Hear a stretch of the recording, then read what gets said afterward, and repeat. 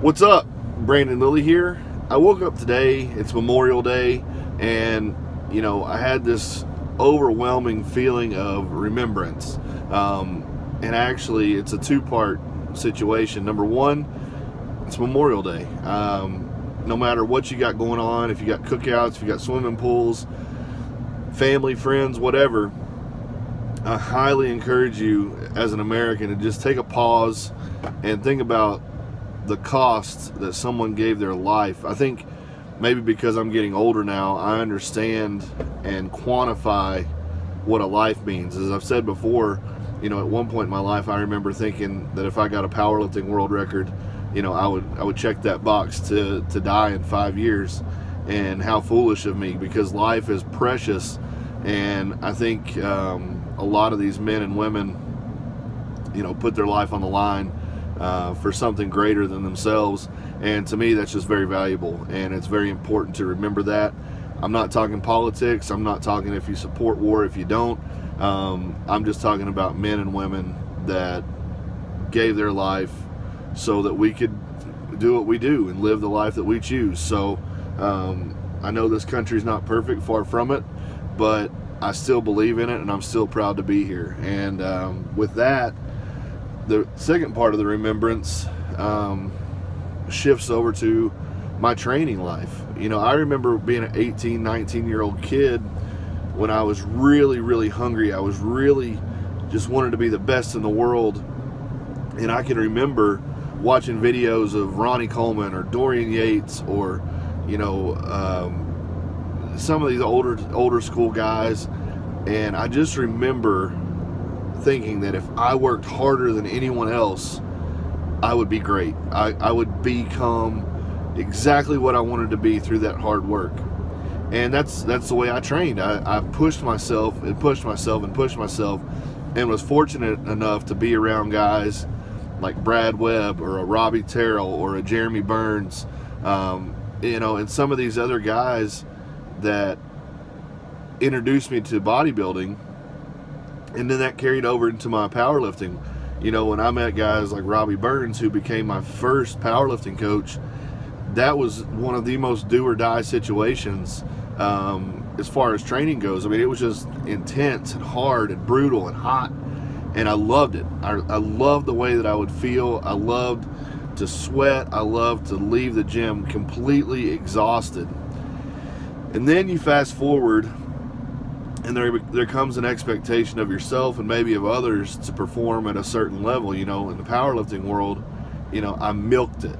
And what I'm saying by that is I did enough to get better, but I never had the same feeling of just going in there and getting it all out and, training for no other reason than to push myself as far and as hard as I could go. I started focusing a lot more on optimum. Started focusing a lot more on what was the least amount I could do to get the most amount of result. And I think there's a lot of you out there that are this way, and it's not your fault. It's the way that we have been conditioned to measure success. Success is 5 more pounds on the bar. Success is not laying on the floor feeling completely exhausted and wiped out and knowing that you did your best, because no one else can recognize that achievement. But you put 5 more pounds on the bar, it's recognizable.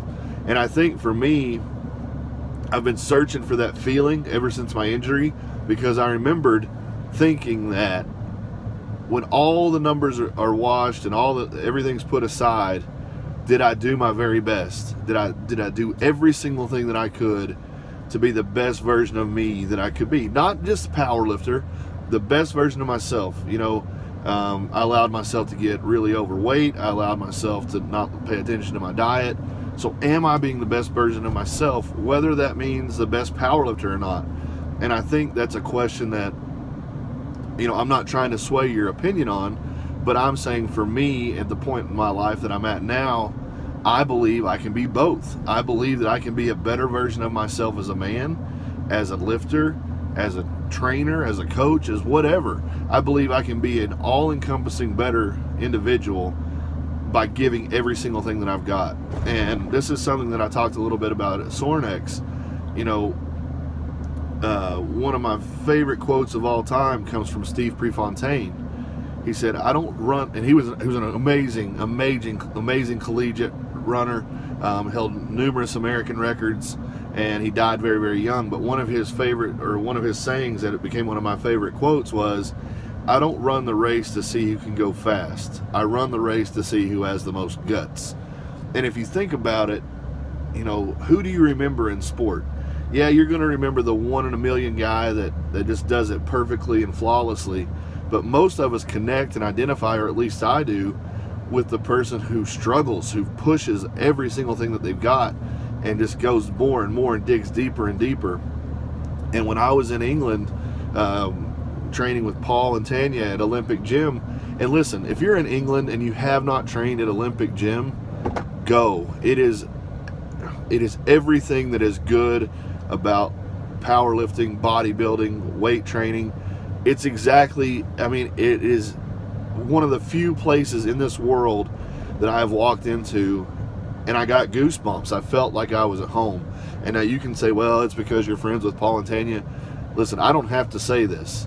So when I'm there, I have a very deep respect and appreciation for what that is. Paul built that place up and made it into what he is. Had a lot of the equipment fashioned and made for himself and for his gym.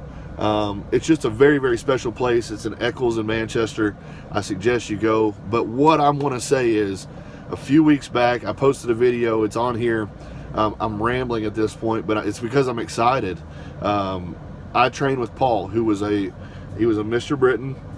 He was an IFBB pro, insanely conditioned. Never one of the mass monsters, but just a truly, truly good definition of what a bodybuilder is. Brought insane intensity to the gym, brought that same intensity to his diet, to his nutrition, and I got it back. When I trained with Paul, I remembered why I started. I remembered all of those feelings, those emotions, the good, the exhaustion, and today that's what I want you to remember. I want you to remember why you started. I want you to go to the gym and just give it all. Give everything you got and see how you feel and see if you can remember it, because I promise once you remember it, you'll never let go of it again. Have a great Memorial Day. Stay safe. If you get drunk, call somebody. Talk to you guys soon.